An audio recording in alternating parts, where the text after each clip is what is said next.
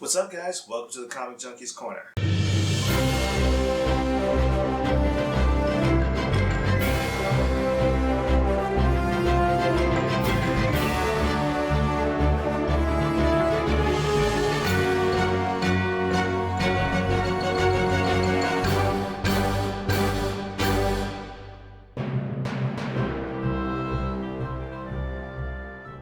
All my real people in the place to be, you feel right if you know you're getting wild for that night. Every time I think of Suicide Squad, I think of Flip Mode Squad, and that's the first song that always pops into my head. I don't know why, it just does. I just thought that would be a more to me, that's a more fitting song for the movie Suicide Squad. I mean, I just get hyped thinking about that type of thing. I don't know. That's just me, though. I'm weird and goofy like that. So, if in case you haven't figured out, the topic of this video is going to be the Suicide Squad. Big surprise, right? So you're probably wondering, why are these videos coming out so late? And honestly, there's two reasons for it. One is because this is kind of a weekly thing, so I don't necessarily do them like as news comes out, like with as most people probably do. So it's like I hear the news, or I see a film, or I read a book, and it just...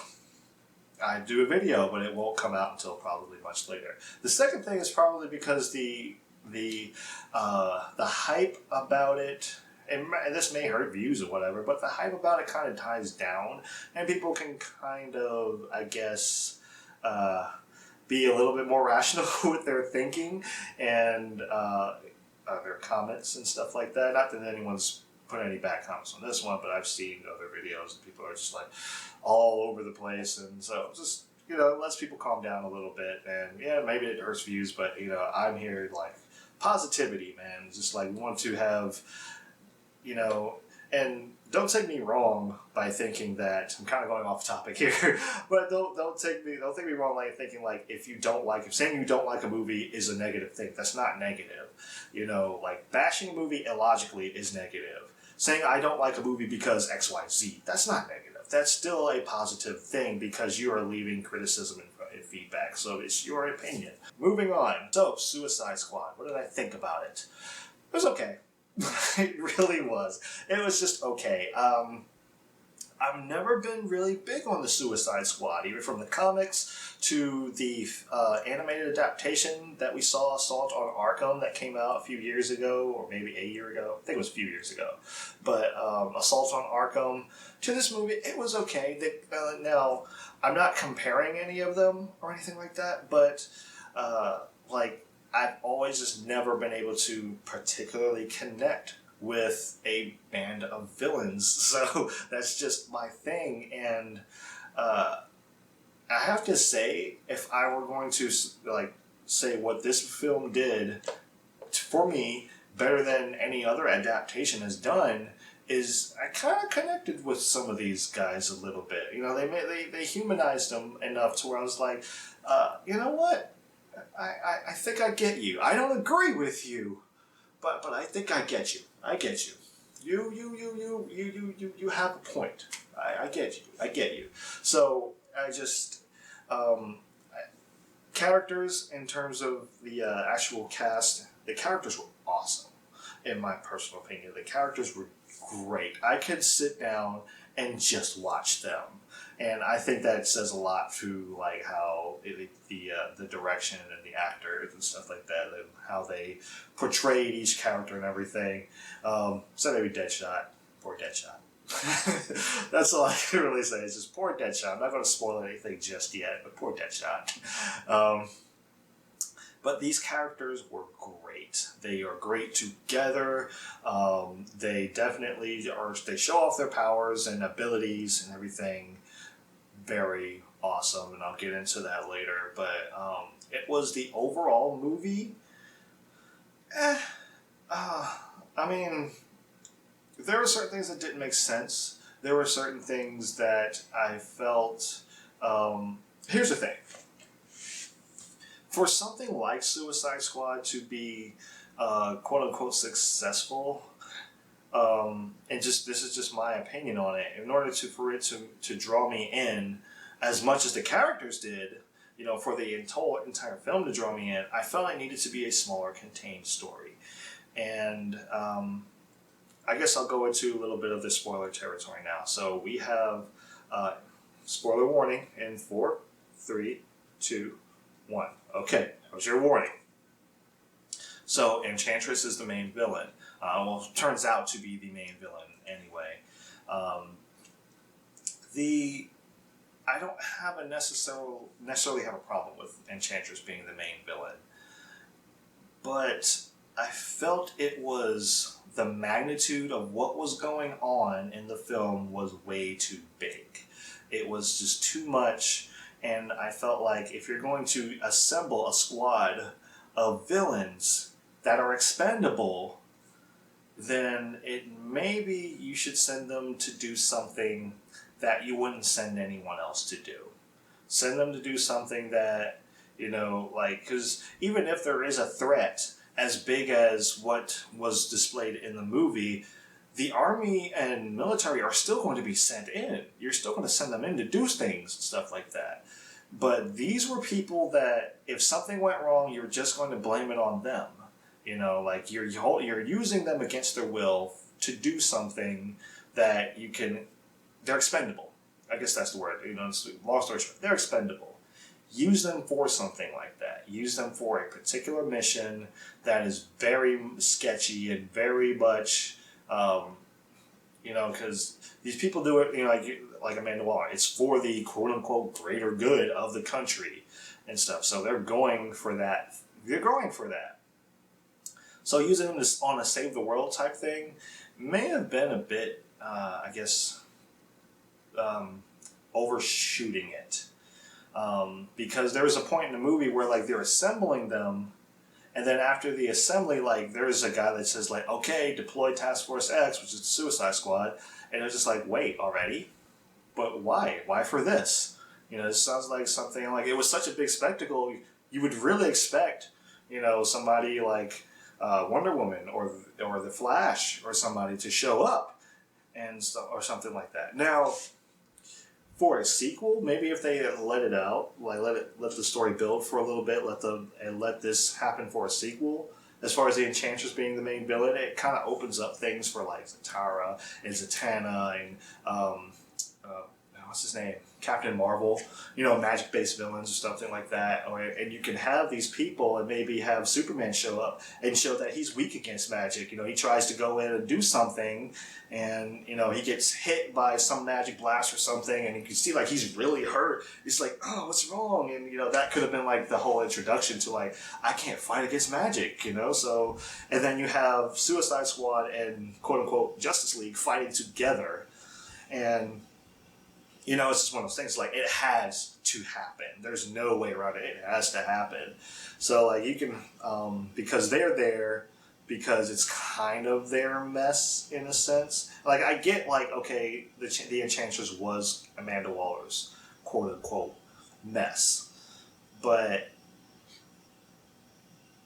I guess why send in the Suicide Squad though? Because it was just kind of I don't know, you could have easily, and there was a thing that happened in the movie that I felt you could have just severed all ties and just been done with it. Nobody would have probably said anything, just sort of oh, well, she just went on a rampage. And then they could have worked together, and the Suicide Squad probably could have been in there, making sure stuff didn't get uncovered and stuff like that. And that's just my thing. That maybe the bigger spectacle could have been for a sequel or something, and this film could have been smaller, contained, and a mission that maybe it's just me. Like I said, it's just me. Your opinion might differ, but I felt it could have been a smaller, something smaller scale, and to where you're there's not this big save the world ploy, but there's something, because sometimes I guess you could say that smaller is bigger. When there's certain times where you could be racing or something like that. Sometimes slower is faster. Use a car and stuff like that. And, you're going slower at a steadier speed. And the other one's racing around. Eventually he's going to tire out. You're going to beat him. Tortoise and a hare type thing. Sometimes smaller is bigger. So, the characters themselves were awesome enough to carry the movie through. I can see why some people don't like it. I can definitely see why. There's no judgment on that or anything like that. I'm like, if you don't like it, I definitely understand why. But it was enjoyable enough to me. The characters were enjoyable enough to me. I'm just like, yeah, I could definitely. When I watch a sequel, I don't know. Like I said, I'm not the biggest Suicide Squad fan. I mean, like I said, read the comics. I've seen the Assault on Arkham.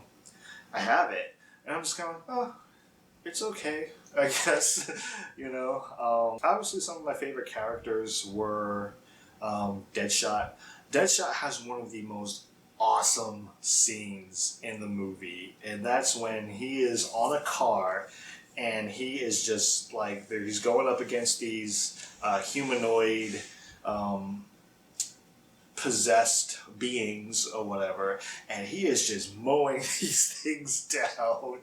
And I'm like, man, I need his skill when I play like first person shooter games and stuff, because he is just boom, boom, boom, boom, boom, and he's just going through his guns, taking each one of them out, and like, it's to the point where like everyone that's supporting him, like there are armed forces on the scene with him, and he's just like, they're shooting, trying to help, and then they just like stop altogether. They just put their guns down and just watching.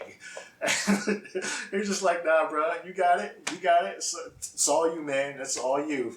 We're here for moral support at this point. So, and then he says, like, that's how I cut and run at the end. And that's to me, like, one of my favorite parts of the movie. It was just like, oh, crap. Because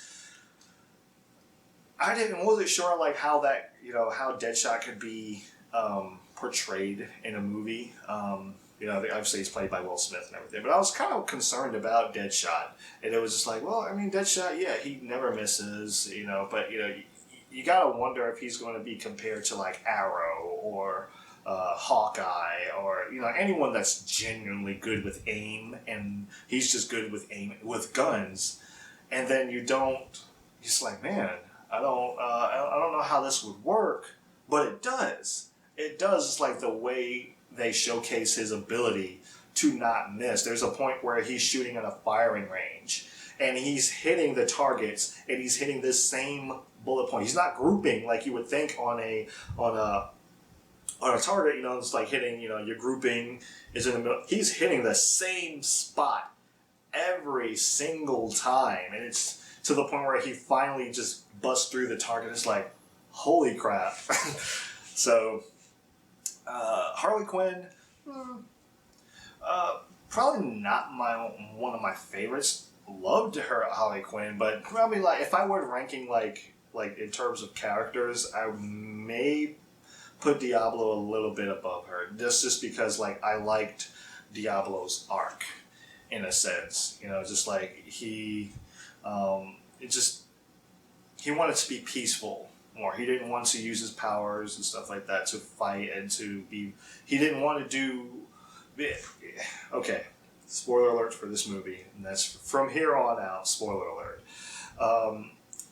Diablo accidentally kills his family. He controls fire and everything. He can create fire from his body and everything like that. And he gets angry to the point where he just loses control, and he burns down his house, and he kills his family, his wife and his kids and stuff. So from that point, he said, like, I don't want to be this. He's kind of.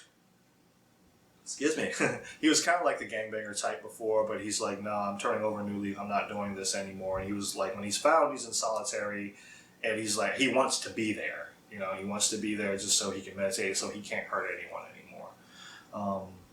And it kind of comes out that he goes like kind of like full circle. He goes from this bad guy to person like he just wants to be straight up pacifist, to this person that realizes there's something to fight for.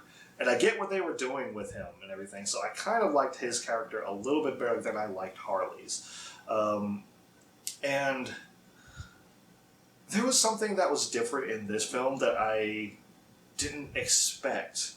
in their own twisted way, and this has always been the case with Harley and the Joker. They've always cared for each other in their own twisted way, but it was more so showcased in this film than it was in previous incantations. It was different. It was just like you saw that the Joker genuinely did care and didn't want her to die. And so there was a part where like she falls out the helicopter, and you can see him being very upset. Like, no, I didn't want that to happen or anything. Like when the helicopter is like about to crash, like, no, and there's a definite like anger and just he didn't want it to happen. And I was like, it struck me. I was like, this is different. This is different. This is interesting. And it was interesting how they did that. And there was a genuine, like, there's a point where, like, she jumps into the vat of chemicals which created the Joker for the most part, but she jumps into it, and she's about to drown because she can't swim, and he's about to walk away, and it's just like this thing, like, damn it. He just has this look on his face, like, He's like, shoot, I had to go and fall in love, didn't I? He goes in and jumps in after her and everything, and then, saves her life and everything. So I was like, wow, this is showcasing a part of the Joker which I didn't really expect to see. So, so their relationship was interesting to me, and especially interesting during a vision scene where you see Harleen and I guess I'm gonna call him Jack, but it's the Joker. But he doesn't have his makeup or anything like that. They have a kid, and it was like she wants a sense of normalcy. I guess she wants.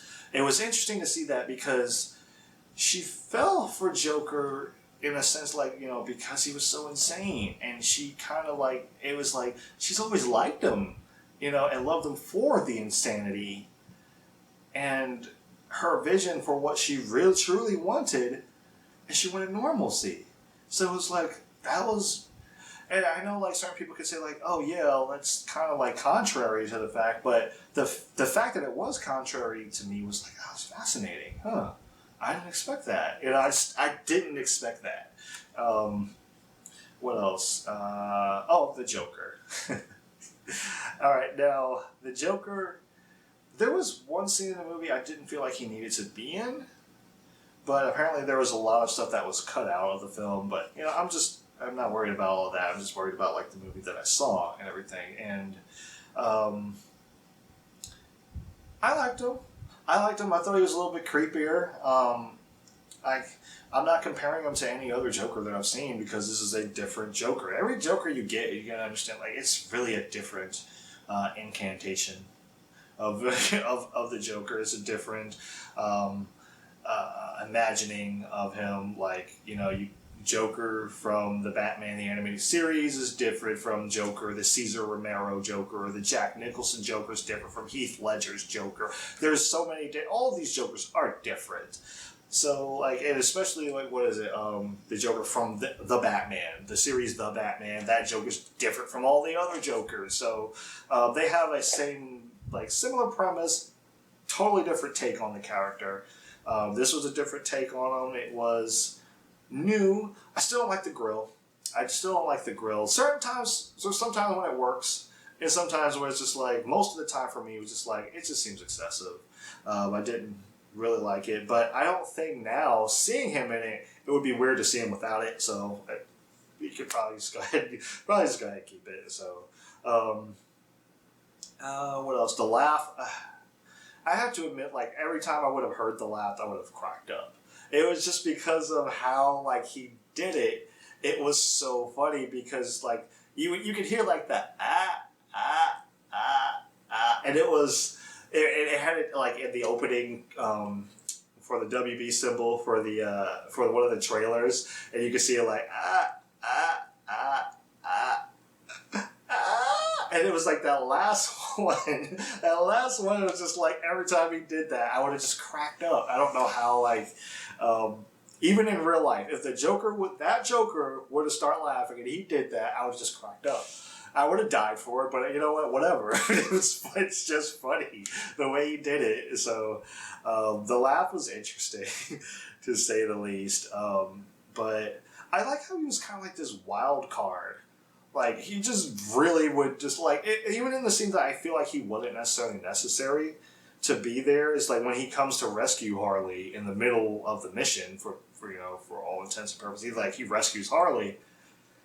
And the reason why is because, like, she does eventually go back to the squad. Like, the Joker comes in a chopper, rescues Harley, the chopper gets shot down, Harley falls out. And that's that scene where, like, Joker's like, no! And then, he's screaming out of frustration, and then the chopper blows up and seemingly killing him. And he comes back later on in the movie and everything like that. But that particular part was just like, it's just such a monkey wrench type thing. He's just there, and he's just this chaotic person. And I could see it. The thing was, it's just like, when Harley went back, it was kind of like, I felt like the scene was a little bit wasted when she went back. But, your interpretation might be different from mine. That's just the thing. Like, it just, for me, it was just like, it seemed a little wasted that you did that, because I would have thought she would have been upset that, Waller had the chopper shot down and everything. So then, quote unquote, killing the Joker. And honestly, how many times did the Joker should have 100% should have died? It's like, he should have died in that helicopter accident. But there has been incantation, there's been, things in the comics, things in the animated series. It's like, this dude should be dead. He should very much be very dead right now, but he's not. He's like not even scratched or anything. He just comes out. Even like in the Dark Knight when the truck flips completely over, it's just like, you should at least be messed up. You weren't wearing a seatbelt or anything. You should at the very least have broken bones and stuff. But no, he just walks out, stretches his neck out and everything. He's fine. He's just like, so, when he survives a helicopter crash, he's like, it's whatever. So the one thing that got me was Amanda Waller. Because there's a point where she's captured and, she has all this, like, stuff, like, inside of her because the Enchantress is doing stuff to her. She just walks out, she's just fine. And it was a very meta moment that happens in the movie where Will Smith, Deadshot's just like, how the heck are you still alive? So it was just one of those funny things. I was like, that was very meta.